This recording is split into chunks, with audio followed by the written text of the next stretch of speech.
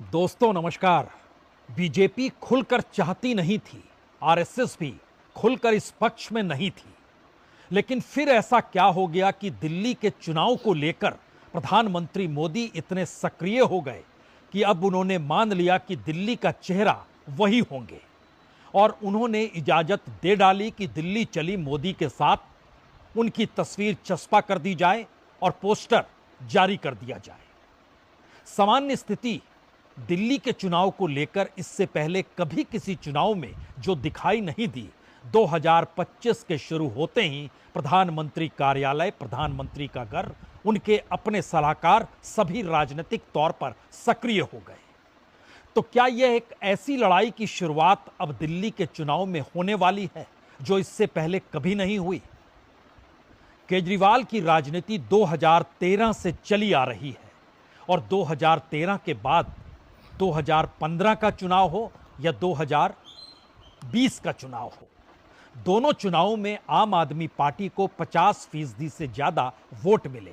लेकिन वहीं दूसरी तरफ 2014 हो, 2019 हो या 2024 हो, बीजेपी को 50% से ज्यादा वोट दिल्ली में मिले। यानी लोकसभा में प्रधानमंत्री का चेहरा और दिल्ली में केजरीवाल का चेहरा। ये थ्योरी लगातार बीते 10 वर्षों से दिल्ली में जब भी चुनाव होते हैं या कोई भी मुद्दा फंसता है तो उसमें यही दो चेहरे आमने सामने खड़े तो होते हैं, लेकिन कभी इस रूप में खड़े हुए नहीं जहां पर खुद प्रधानमंत्री मोदी का चेहरा चस्पा करके कहा जाए दिल्ली चली मोदी के साथ। तो निगाहों में भी दिल्ली है और निशाने पर भी दिल्ली है और चेहरा प्रधानमंत्री मोदी का है। जो दरवाजे दिल्ली के चुनाव को लेकर खोले जा रहे हैं, जो बिसात बिछाई जा रही है, वो शायद अपने तरीके की पहली बिसात है, क्योंकि बीजेपी का जो संगठन दिल्ली में काम करता है वो संगठन अपने तौर पर बूथ में सक्रिय हो जाए, बूथ तक लोगों को ले आए। जो आरएसएस सक्रिय है वह भी इस दिशा में बढ़ जाए कि दरअसल दिल्ली का मतलब सिर्फ चंद योजनाओं का ऐलान करना और योजनाओं के आश्रय लोगों को राहत रियायत दे देना भर नहीं है। उसके पीछे की पूरी फिलॉसफी को समझना होगा और प्रधानमंत्री मोदी की मौजूदगी इस बार दिल्ली चुनाव में होगी।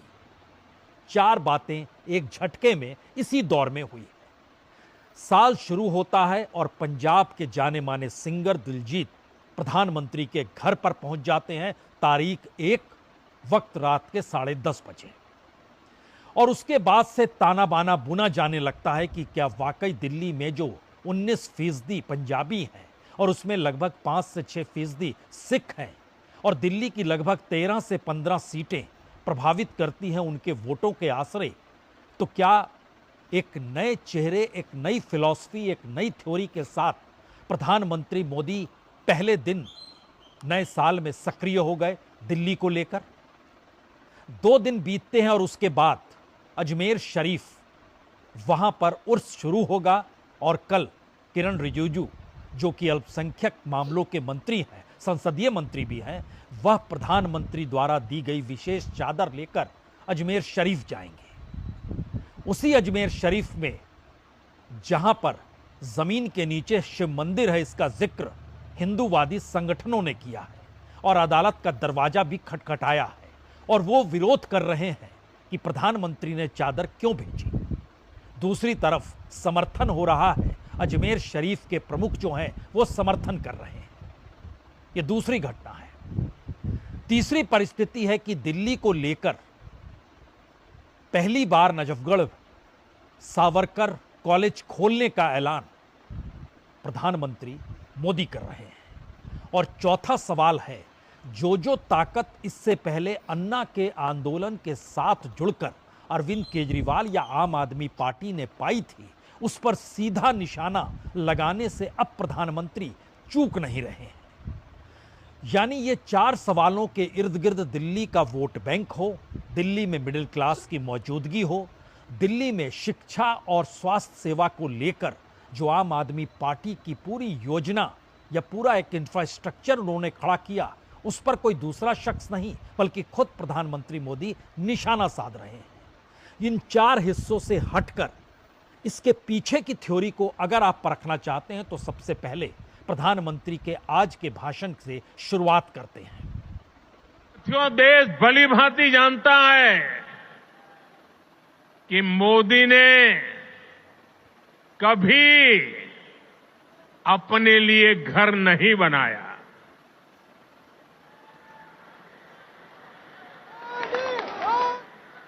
मैं भी कोई शीश महल बना सकता था,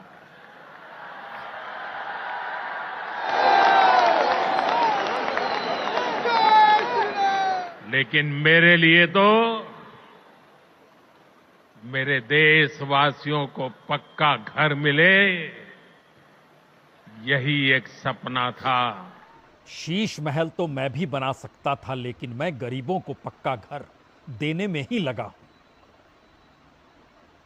गजब की थ्योरी है ये, और इस गजब की थ्योरी के भीतर का सच तो यह भी है कि अरविंद केजरीवाल की पूरी राजनीति जिस करप्शन के खिलाफ खड़ी हुई, संयोग से उसी को तार तार आम आदमी पार्टी के नेता अरविंद केजरीवाल के शीश महल ने क्या कर दिया है। या फिर इस दौर में जो एजुकेशन सेक्टर है और जो हेल्थ सेक्टर है, जिसके आश्रय अरविंद केजरीवाल ने एक मिसाल कायम की और अंतर्राष्ट्रीय तौर पर उन्हें मान्यता भी मिली, उसको भी धता बताते हुए प्रधानमंत्री मोदी सीधी चोट कर रहे हैं।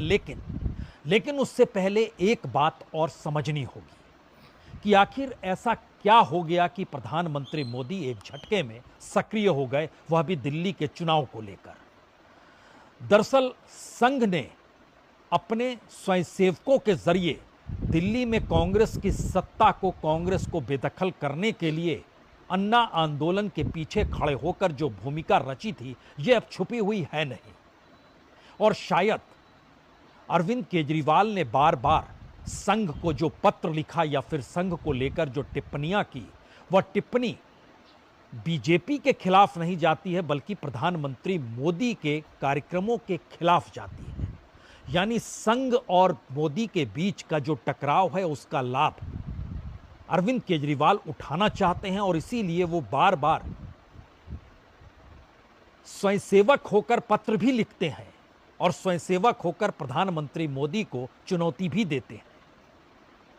बतौर राजनीतिक समीकरण अपनी राजनीति को साधने के लिए अरविंद केजरीवाल ना तो लेफ्ट में खड़े हैं ना राइट में खड़े हैं। कमोवेश यही स्थिति बीजेपी ने अपनी इस दौर में बनानी चाहिए, क्योंकि दूसरा सवाल यह भी खड़ा हुआ कि अजमेर शरीफ में ख्वाजा मोइनुद्दीन चिश्ती की दरगाह पर खास चादर उर्स के मौके पर, जो कि कल किरण रिजिजू केंद्रीय अल्पसंख्यक कार्य मंत्री और संसदीय मंत्री लेकर पहुंचेंगे, तो उनके पहुंचने से पहले जो दरगाह प्रमुख हैं नसरुद्दीन चिश्ती, वो बेहद खुश हो गए और उन्होंने कहा, देखिए जो लोग मंदिर मस्जिद करते रहते हैं, जो लोग दरगाह के नीचे शिव मंदिर का जिक्र करते हैं और इस देश में धार्मिक उन्माद पैदा करना चाहते हैं, उनको आईना दिखा रही है सरकार, क्योंकि खुद प्रधानमंत्री ने विशेष चादर भेजी है। अब यहां पर एक और हिस्सा आता है कि विरोध करे तो कौन करे। विरोध तो कोई नहीं करेगा, इस देश में एक परंपरा रही है, प्रधानमंत्री चादर भेजते रहे हैं और उर्स के मौके पर वो चादर दरगाह पहुंचती रही है। तो ऐसे में विरोध करने के लिए हिंदू सेना के राष्ट्रीय अध्यक्ष विष्णु गुप्ता सामने आते हैं।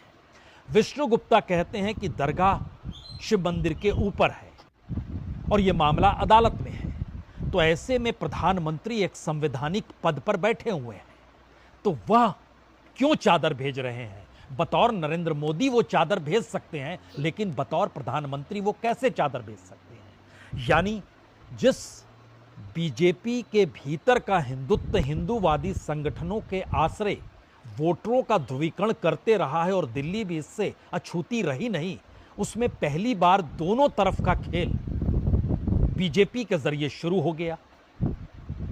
और वो पत्र उन्होंने प्रधानमंत्री को भेजा, उस पत्र का मजमून सुनना चाहिए जो हिंदूवादी संगठन हिंदू सेना के राष्ट्रीय अध्यक्ष विष्णु गुप्ता ने भेजा है। उसमें उन्होंने लिखा है, मुझे कहीं किसी के चादर भेजने पर आपत्ति नहीं है, लेकिन संवैधानिक पद से कोई चादर भेजी जाती है तो मेरे केस पर असर पड़ेगा। जब तक ये केस चल रहा है तब तक चादर भेजना स्थगित कर देना चाहिए। मैंने इसीलिए प्रधानमंत्री कार्यालय को चिट्ठी लिखी और मोदी जी अगर व्यक्तिगत तौर पर चादर भेजते हैं तो मुझे कोई आपत्ति नहीं है, लेकिन प्रधानमंत्री पद की ओर से चादर जाएगी तो मेरे केस पर सीधा असर पड़ेगा। और इससे पहले जो 4 लाइनें उन्होंने और लिखी, उन्होंने उसमें लिखा कि मैंने संकट मोचन मंदिर बनाम अजमेर दरगाह ख्वाजा साहिब केस में याचिका दायर की है। मामला अजमेर वेस्ट डिस्ट्रिक्ट कोर्ट में विचाराधीन है और इस याचिका में मैंने पर्याप्त सबूत पेश किए हैं, जिससे पता चलता है कि दरगाह में पहले एक प्राचीन मंदिर था जिसे चौहान वंश के राजाओं ने बनाया था। मैंने आर्कियोलॉजिकल सर्वे ऑफ इंडिया के विशेषज्ञों से अजमेर दरगाह शरीफ की इमारतों के पूरे विवादित इलाके का साइंटिफिक सर्वे के लिए याचिका दायर की है। इस याचिका के बाद कार्रवाई पर रोक इसलिए लगी क्योंकि सुप्रीम कोर्ट ने कहा, और इस दौर में सरसंघचालक ने भी यह संदेश अपने तौर पर दिया कि क्यों हर कोई बार बार मंदिर मस्जिद करने लगता है। इस बार संघ के मुखपत्र ऑर्गेनाइजर ने भी लिख दिया, ये राजनीति ठीक नहीं है। और इस पूरी प्रक्रिया के भीतर में बात संभल से शुरू हुई थी। वहां पर खुले तौर पर वहां के मुख्यमंत्री योगी आदित्यनाथ ये कहने से चूक नहीं रहे थे, एक रात के भीतर तो सब कुछ हुआ नहीं होगा, तो क्यों नहीं सर्वे होना चाहिए। और वो तमाम चीजें उस दौर में चलती चली गई, यानी बीजेपी दोनों तरफ खड़ी है। अब सवाल है कि दोनों तरफ खड़ी है तो दिल्ली के चुनाव में खुद प्रधानमंत्री मोदी की रुचि क्यों जाग गई। और प्रधानमंत्री मोदी ने अपने चेहरे के साथ न सिर्फ पोस्टर जारी किया, हमें लगता है पोस्टर देखना चाहिए एक बार आपको भी।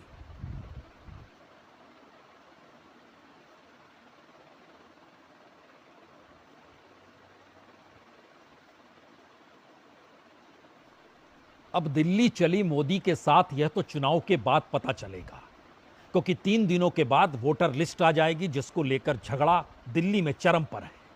बीजेपी कहती है कि आम आदमी पार्टी अपने वोटर जोड़ रही है, आम आदमी पार्टी कहती है हमारे वोटर को वोटर लिस्ट से हटाया जा रहा है। और 14 तारीख आते आते चुनाव का ऐलान हो जाएगा। और दिल्ली के भीतर प्रधानमंत्री मोदी जो अपनी पहली रैली करते हैं उसमें वो याद अन्ना हजारे को करते हैं और अन्ना हजारे के आसरे अरविंद केजरीवाल पर निशाना साधते हैं, आम आदमी पार्टी को कटघरे में खड़ा करते हैं।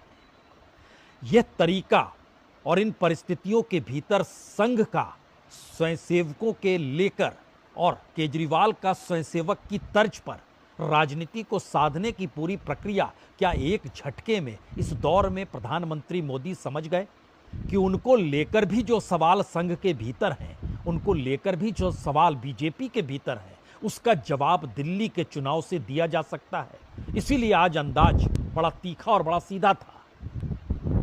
अन्ना हजारे जी को सामने करके कुछ कट्टर बेईमान लोगों ने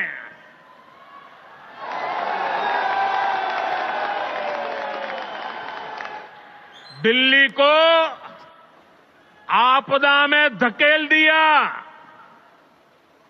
शराब के ठेकों में घोटाला, बच्चों के स्कूल में घोटाला, गरीबों के इलाज में घोटाला, प्रदूषण से लड़ने के नाम पर घोटाला, भर्तियों में घोटाला। इसी रैली में प्रधानमंत्री ने सावरकर का भी जिक्र किया और खास तौर से एजुकेशन को लेकर जो प्रोजेक्ट बीते 10 बरस से अरविंद केजरीवाल और मनीष सिसोदिया चला रहे हैं उसको एक तरीके का स्कैम करार दे दिया और कहा कि जो समग्र शिक्षा अभियान है उसके मातहत जो पैसा आता है वो पैसा भी ये लोग शिक्षा में नहीं लगाते हैं। लेकिन बात इतनी नहीं है, बात है कि चौतरफा तरीके से दिल्ली के चुनाव में अपनी राजनीति के जरिए केजरीवाल की राजनीति में सेंध लगाने का जो तरीका है वह 1 जनवरी को ही तब नजर आ गया जब प्रधानमंत्री के घर पर पंजाबी सिंगर दिलजीत दोसांझ की मुलाकात सामने आई। इंस्टाग्राम पे जब इसे जारी किया गया तो उसके बाद तकरीबन 53-54 लाख लाइक्स हो गए एक झटके में और तकरीबन 4 लाख के करीब इसको शेयर किया गया अलग अलग तरीके से। अब सवाल ये था कि पंजाबी सिंगर दिलजीत दोसांझ का विरोध विश्व हिंदू परिषद और बजरंग दल लगातार करती रही है, जिस तरीके से चादर चढ़ाने को लेकर हिंदू सेना विरोध कर रही है, वैसे ही प्रधानमंत्री जिस दिलजीत से मुलाकात कर रहे हैं उसका विरोध विश्व हिंदू परिषद और बजरंग दल करते रहा है। और अगर आप कुछ पुराने पन्नों को पलटिएगा तो याद कीजिए कि जब किसानों का आंदोलन 2020 में चल रहा था तो दिसंबर 2020 में दिलजीत दोसांझ बकायदा सिंधु बॉर्डर पहुंचे थे। 1 करोड़ रुपए उन्होंने दिए थे आंदोलन के लिए। और उसके बाद 2021 में इंटरनेशनल पॉप सिंगर रिहाना जब किसानों के समर्थन में आई तो रिहाना के समर्थन में खुलकर दिलजीत भी आए। ये कनाडा गए, कनाडा में वहां पर ट्रूडो उनके साथ शामिल हुए। उस जगह पर उन्होंने पीठ ठोकी दिलसांझ की, ये कहते हुए कि दरअसल यही वो शख्स है जो इतना लोकप्रिय है कि देखिए पूरा स्टेडियम भर जाता है। अब सवाल यह है कि एक तरफ हिंदूवादी संगठन हो, संघ से जुड़े हुए संगठन हो, जिन जिन चीज़ों का विरोध कर रहे हैं उस विरोध के ठीक समानांतर प्रधानमंत्री मोदी एक लकीर खींच रहे हैं और उसके ताल्लुकात दिल्ली चुनाव से जुड़ ही रहे हैं।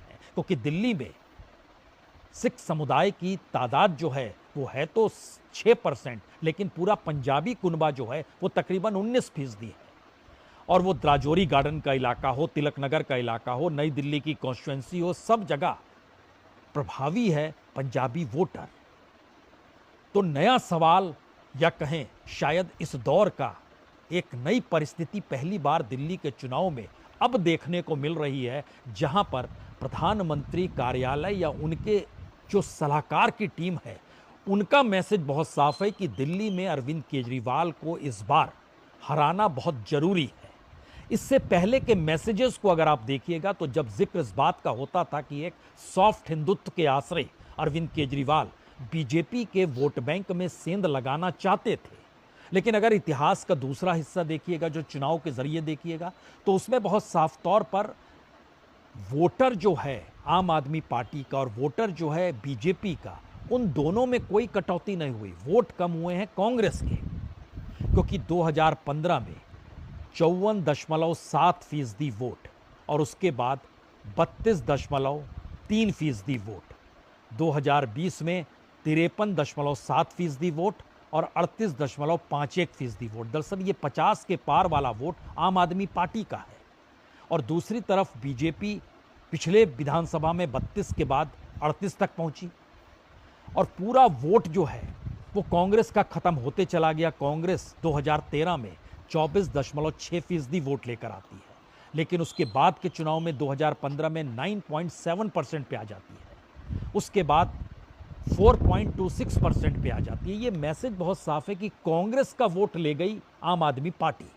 और यहीं पर बीजेपी को अब ये लगने लगा है कि वो ये मानकर चलती थी कि कांग्रेस को खत्म करने के लिए केजरीवाल की जरूरत बीजेपी को कई राज्यों में पड़ेगी या स्ट्रेटजिकली कई विधानसभा और लोकसभा की सीटों पर पड़ेगी। लेकिन नया सवाल ये है कि बीजेपी के भीतर भी अरविंद केजरीवाल से टकराना हो या राज्यों के चुनाव हो, उसमें प्रधानमंत्री मोदी की मौजूदगी कितनी रहनी चाहिए, जो भविष्य में बीजेपी को जिंदा रख सके। जब प्रधानमंत्री मोदी के विकल्प को लेकर चर्चा पार्टी और संगठन और संघ के बीच में होने लगी हो, तो ऐसे में यह नई परिस्थिति आई कि प्रधानमंत्री मोदी ने खुद को ही आगे कर दिया और जिस लकीर को वो राजनीतिक तौर पर खींच रहे हैं वो अपने बचाव की भी है और अब उस पुरानी स्ट्रेटजी को 180 डिग्री में उसके खिलाफ खड़े होकर एक नई राजनीति को साधने की भी है।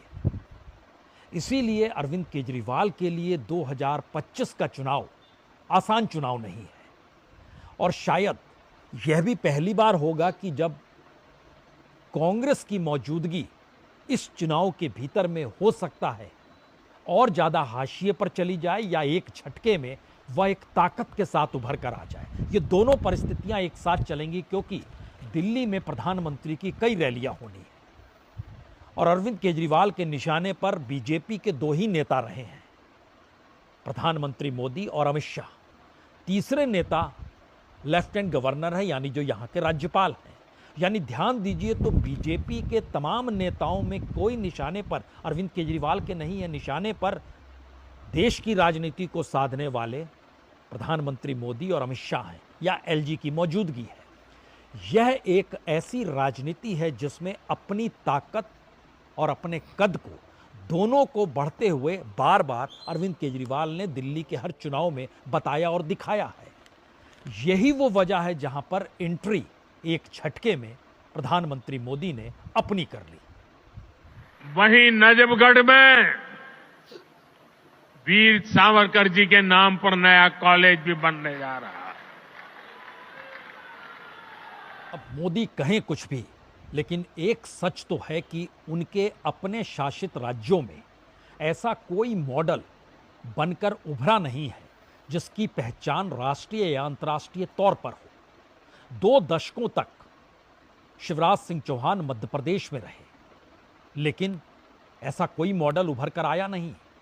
खुद गुजरात में प्रधानमंत्री नरेंद्र मोदी बतौर मुख्यमंत्री लंबे वक्त तक रहे, 2001 से लेकर 2014 तक रहे, लेकिन कोई मॉडल उभर कर आया नहीं। इस देश के भीतर वो बीते 10 वर्षों से प्रधानमंत्री हैं, लेकिन किसी भी क्षेत्र में कोई मॉडल उभर कर आया नहीं। और याद कीजिए तो छत्तीसगढ़ में भी लंबे वक्त तक बीजेपी की सत्ता रही। और अब अगर उत्तर प्रदेश को खंगालना चाहते हैं तो उत्तर प्रदेश में भी योगी आदित्यनाथ लंबे वक्त से हैं। सवाल यह है कि बीजेपी शासित राज्यों में अगर कोई मॉडल नहीं है और गैर बीजेपी शासित, और उसमें भी अगर दिल्ली जैसी जगह पर कोई मॉडल शिक्षा और हेल्थ को लेकर काम कर रहा है, तो फिर यह चुनाव कितना महत्वपूर्ण है खुद अरविंद केजरीवाल के लिए और कितना महत्वपूर्ण है खुद प्रधानमंत्री मोदी के लिए। मॉडल नहीं, लेकिन हर चुनाव में जीत प्रधानमंत्री मोदी के छाती पर तमगे के साथ जुड़ी है। लेकिन मॉडल का अंधियारा अगर बीजेपी के हिस्से में आता है तो उसका उजियारा अरविंद केजरीवाल के हिस्से में दिल्ली में आता है। और यही वो वजह है जो 2025 के राजनीतिक कुरुक्षेत्र में किसका पटाक्षेप करेगी, यह चुनाव उस दिशा में अब जाने को तैयार है। बस धड़कनें थाम कर रखिए, असर व्यापक होगा। दिल्ली का चुनाव सिर्फ एक केंद्र शासित राज्य का चुनाव भर नहीं होगा, यह बीजेपी और संघ के भीतर से निकली हुई राजनीति को भी दिशा देगा, प्रधानमंत्री मोदी के भविष्य को भी तय करेगा। केजरीवाल की पूरी राजनीति धराशायी तो नहीं हो जाएगी, यह भी फैसला होगा। और इंडिया गठबंधन के भीतर उठते हुए सवालों में कांग्रेस कहां पर खड़ी है, फैसला उसका भी होना है। बहुत बहुत शुक्रिया, बहुत बहुत शुक्रिया।